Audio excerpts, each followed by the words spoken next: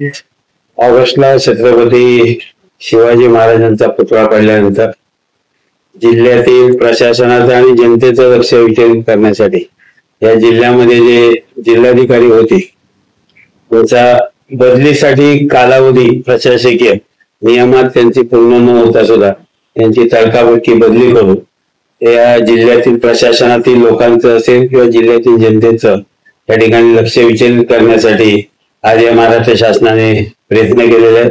फक्त अधिकाऱ्यांच्या बदला करणं आणि त्यातनं जे काही लाभ मिळेल तो लाभ उठवण्यासाठी अशा प्रकारच्या बदल्या करण्याचं सत्र आज या ठिकाणी महायुतीच्या सरकारकडनं चालू झालेलं आहे.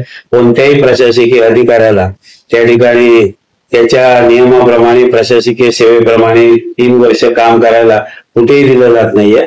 जिल्ह्यामध्ये आज पोलीस स्टेशनच्या पीआयची जर परिस्थिती आपण बघितली तर 6-6 महिन्यांनी सुद्धा पीआय बदलण्याचं काम आज या महाराष्ट्र सरकारकडनं केलं जात आहे.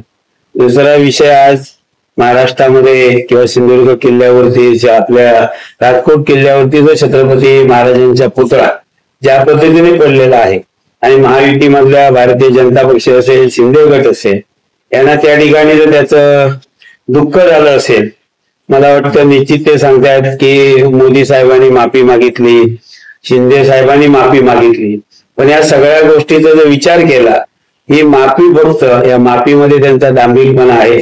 छत्रपती महाराजांबद्दल त्यांना काही देणं घेणं नाही, सुयरसुती त्या लोकांना नाही आहे. जर महाराजांच्या पुतळ्याबद्दल पुतळा पडल्यानंतर त्यांना जर दुःख झालं असतं तर मला वाटतं जया आपट्या का दुबईमध्ये नाहीये, जया आपट्या महाराष्ट्रामध्येच असेल आणि त्याला पुतळा पडल्यानंतर त्याला कशा पद्धतीने तो त्या ठिकाणी सुरक्षित ठिकाणी जाईल अशा पद्धतीने महायुतीच्या मंत्र्यांनी त्या ठिकाणी प्रयत्न केलेले आहेत. जे या ठिकाणी महायुतीचे नेते सांगत होते भारतीय जनता पक्षाचे की आम्ही दाऊदला घरपडत आणणार आहोत, त्यांना ज्या ठिकाणी महाराजांचा पुतळा ज्या असलेल्या ठेकेदारामुळे पडलेला आहे त्या ठेकेदाराला, जया आपटेला या ठिकाणी आणण्याचं धाडस अद्यापही या महायुतीच्या सरकारला झालेलं नाही.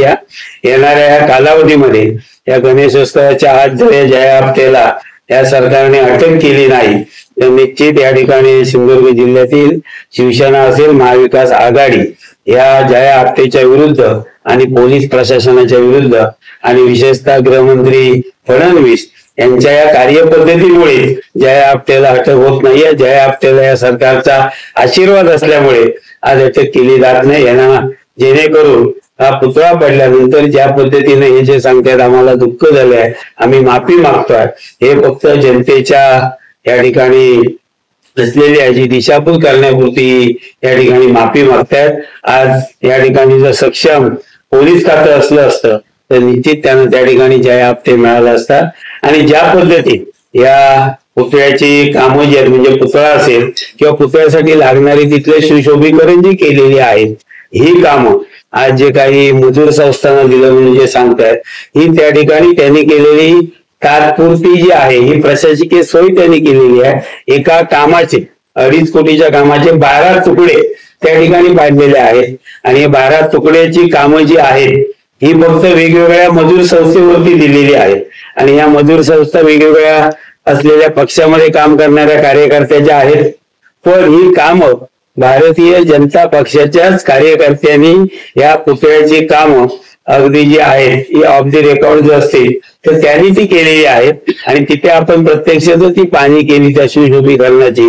आज तिथल्या चिरे जे लावलेले आहेत फ्लोरिंगला त्याला कुठे लेवल नाहीये, जे बुरुज बांधलेले आहेत त्या बुरुजांना सुद्धा कुठे राहिलेले नाहीत. एकंदरीत बांधकाम खात्याच्या प्रशासकीय कारभारामुळे आज या ठिकाणी आज जी प्रशासन बांधकाम खात्यामध्ये जी पद्धत आली आहे की ठेकेदार बघून अटी ठरवणं आणि मग त्या ठेकेदाराला जो या ठिकाणी भारतीय जनता पक्षाला टक्केवारी देईल, भारतीय जनता पक्षाला त्याचा आर्थिक लाभ होईल अशा ठेकेदारांना कामं कशी मिळतील या दृष्टिकोनातून अटी शर्ती घालायचं, तसं टेंडर त्या ठिकाणी घालायचं आणि कोणत्याही पक्षाच्या पदाधिकाऱ्याने माहितीच्या अधिकाऱ्यांना माहिती मागितली तर ती देण्यासाठी टाळाटाळ करणं हे बांधकाम खात्याचं त्या ठिकाणी काम चाललेलं आहे. एकंदरीत ही ठेकेदारीमध्ये सुद्धा आज या ठिकाणी निकृष्ट दर्जाचे काम करणं हे चाललेलं आहे. मला वाटतं ह्या सरकारच्या कालावधीत नॅशनल हायवे जो तरळा गगनबावडा घाट आज जवळजवळ फेब्रुवारी महिन्यापासून बंद आहे, पूर्णपणे बंद आहे. त्या ठिकाणी 3 महिन्याची मुदत घेतलेली होती 31 मे पर्यंत. आज तोही घाट बंद आहे. मला वाटतं नॅशनल हायवे पूर्णतः बंद ठेवणं हे या महायुतीच्या कालावधीमध्ये झालेलं आहे. एकंदरीत ह्या ज्या काय पद्धती चालल्या आहेत त्यांना वाटतं आम्ही या ठिकाणी पैसे वाटू आणि आम्ही निवडणुका जिंकू, हे तंत्र यावेळी त्यांचं फसणार आहे. आणि ह्या मतदारसंघाचे जे मंत्री जे आहेत ते शिक्षण मंत्री, एकंदरीत शिक्षणाबद्दल जर विचार केला, आज संच मान्यतेबद्दल जर विचार केला तर संच मान्यतेमध्ये या कोकणामध्ये नवीन निकष आणलेले आहेत. आज मुलांची पटसंख्या कमी होते आहे आणि यामध्ये शिक्षक कमी होणं हे प्रकार चाललेले आहेत. आज या जिल्ह्यामध्ये जी जिल्हा परिषदेमध्ये शिक्षक भरती झाली, यामध्ये जे धोरण या शिक्षण मंत्र्यांनी जे आणलेलं आहे ते धोरण या सिंधुदुर्ग जिल्ह्यातील जे डीएड आणि बीएड जे आहेत यांच्या पोटावरती पाय आणण्याचं काम या असलेल्या शिक्षण मंत्र्यांनी केलेलं आहे. आमची त्या ठिकाणी सातत्याने मागणी अशी आहे की आरटी ऍक्ट आल्यामुळे टीईटीची जी आहे परीक्षा तुम्हाला घ्यावी लागणार, पण त्याचं मेरिट लिस्ट जे आहे ते तुम्ही महाराष्ट्रामधलं लावताय. आमची मागणी आहे की तुम्ही एक तर जिल्ह्यासाठीचं मेरिट लिस्ट लावा किंवा कोकणसाठी तुम्ही लावा. आज आम्ही एक संस्था चालक म्हणून मी तुम्हाला संस्थेचा अध्यक्ष म्हणून सांगतोय, माझ्याजवळ 3 जागांसाठी 25 जणांना उमेदवारी त्या ठिकाणी आले होते. त्यातले बीड असतील, नांदेड असतील, अमरावती असतील, यामधले उमेदवार डीएड झालेले होते. 2005 मध्ये डीएड झालेले होते.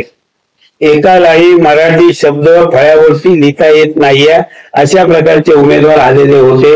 यांची भरती आम्ही जर केली तर मला वाटतं आपल्या सिंधुदुर्ग जिल्ह्यातील शैक्षणिक गुणवत्ता आजची आहे ही गुणवत्ता घसरेल. आणि म्हणून ह्या मुलांना मुळात हे टीईटीच्या मेरिट लिस्ट मध्ये कसे आले, ज्यांना आमच्या जिल्ह्यात या ठिकाणी मुलाखतीला येऊन त्यांना असलेल्या ब्लॅकबोर्ड वरती कोणताही विषय लिहिता येत नाही किंवा त्यांना त्या विद्यार्थ्यांना तो विषय समजून सांगता येत नाही, अशा प्रकारची भरतीला मुळे ही मेरिट मध्ये आली. आणि आमच्या मुलांना तोच विषय चांगला समजून सांगायला येत असते वेळी आमचीच मुलं मेरिट मध्ये का मागे राहिली आहेत. याचा अर्थ जो काही अब्दुल सत्तारच्या कालावधीमध्ये जो टीईटी घोटाळा झाला होता त्याच पद्धतीने या भागामध्ये विदर्भ, मराठवाडा या भागामध्ये ज्या काही पश्चिम महाराष्ट्रामध्ये ज्या काही परीक्षा होत आहेत त्या आपल्या खऱ्या अर्थाने आपल्या बीएड आणि डीएडच्या मुलांच्या मुळावरती ही गुणवत्ता असूनही परीक्षा पद्धत आपल्या मुलांच्या मुळावरती येत आहे. शिक्षण मंत्री सांगतात की मी जिल्ह्यातलेच घेणार, तुम्हाला एका जिल्ह्यासाठी निकष लावता येणार नाहीये. आणि ह्याचा निर्णय सुद्धा शिक्षण मंत्र्यांनी गणपतीच्या आधी तर घेतला नाही, त्यामध्ये सुद्धा आम्ही आंदोलन करणार आहोत. दुसरा विषय जे दीपक केसरकर यांनी सांगितलं होतं आम्ही काजूसाठी 10 रुपये अनुदान किलोला देणार आहोत, अद्यापही हे अनुदान काजू उत्पादक शेतकऱ्यांना मिळालेलं नाही. दुसरा विषय जो आहे काजू आणि आंबा विमा 15 मेला संरक्षित कालावधी संपलेला आहे. आजही मला वाटतं 1 जुलैला पैसे देणं आवश्यक आहे. अद्यापही शासनाच्या नाकर्तेपणामुळे आम्ही 2 वेळा या ठिकाणी आंदोलन केलं. आम्हाला कृषीच्या अधीक्षकांनी सांगितलं या गणेशोत्सवच्या आत पैसे येणार, पण माझा ठाम विश्वास आहे की हे शेतकऱ्यांचे आंबा आणि काजूचे विम्याचे पैसे मला वाटतं या गणेशोत्सवात मिळणार नाहीये, काजूचं अनुदान मिळणार नाहीये आणि या असलेल्या विम्याचे पैसे सुद्धा मिळणार नाहीये. आज जवळजवळ 42,000 शेतकऱ्यांनी 11 कोटी रुपये आज शेतकऱ्यांनी भरलेले आहेत. पण आज केंद्र आणि राज्याने आपला जो काही 35 कोटीचा जो विम्याचा हप्ता असेल आजच्या तारीखपर्यंत केंद्र आणि राज्याने आपला हप्ता न भरल्यामुळे आज शेतकऱ्यांच्या खात्याला जमा होत नाहीये. आजही महाराष्ट्राच्या तिजोरीमध्ये पूर्णपणे खडकाळत आहे. आज कोणाची बिलं हे आज हे शासन या ठिकाणी देऊ शकत नाहीये. आणि राहिला शेवटचा विषय, ज्या पद्धतीने महाराजांचा पुतळा राजकोट किल्ल्यावरती पडला आणि सन्माननीय केसरकरांनी सांगितलं की वाईटातून चांगलं होतं, पण आज महाराजांचा पुतळा पडला, या वाईटातून आम्हाला या जिल्ह्यामध्ये काही चांगलं नको. आम्हाला या ठिकाणी महाराजांच्या पुतळ्यामध्ये कधी वाईट होता कामा नये. महाराजांचा पुतळा ज्या पद्धतीने गेटवे ऑफ इंडियाला आज मला वाटतं 60-70 वर्ष, प्रतापगडला आज सुद्धा तो पुतळा असं पाऊस त्या ठिकाणी असेल, 3,500-4 मिलीमीटर पाऊस असेल, वादळ साधारण 100च्या वेगाने असेल, तरी गेटवे ऑफ इंडिया असेल, प्रतापगडाचे पुतळे आजही अवैध राहिलेले, ते पडलेले नाही आहे. आणि केसरकर जे सांगते वायतातून, कदाचित केसरकरांचं वायतातून चांगलं, कदाचित त्यांना 100 खोके मिळाले असतील, त्यांना या ठिकाणी कॅबिनेट मंत्र्याचा मंत्री मिळाला असेल आणि कदाचित त्यांचं चांगलं झालं असेल.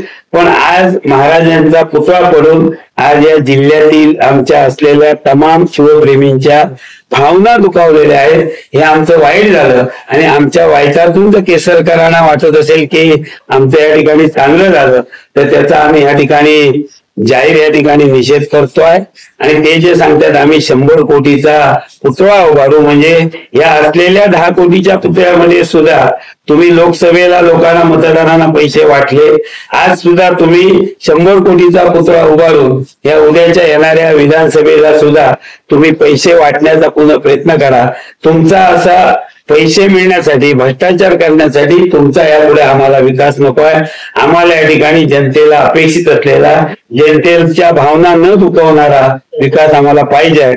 आणि म्हणून भविष्यात ज्या पद्धतीने महायुतीचे मंत्री, महायुतीचे पदाधिकारी ज्या पद्धतीने वागतायत, त्याला जनता चोख उत्तर दिल्याशिवाय राहणार नाही आहे. आणि म्हणून भविष्यामध्ये हा जो काही पुतळा असेल, शेतकऱ्यांचे प्रश्न या ठिकाणी काजूचे असतील, आंब्याचे असतील, अनुदानाचे असतील, भविष्यामध्ये शेतकऱ्यांच्या हिताच्या दृष्टिकोनातून महाविकास आघाडीचे या ठिकाणी असलेले सर्व पदाधिकारी आम्ही निश्चित काम करणार.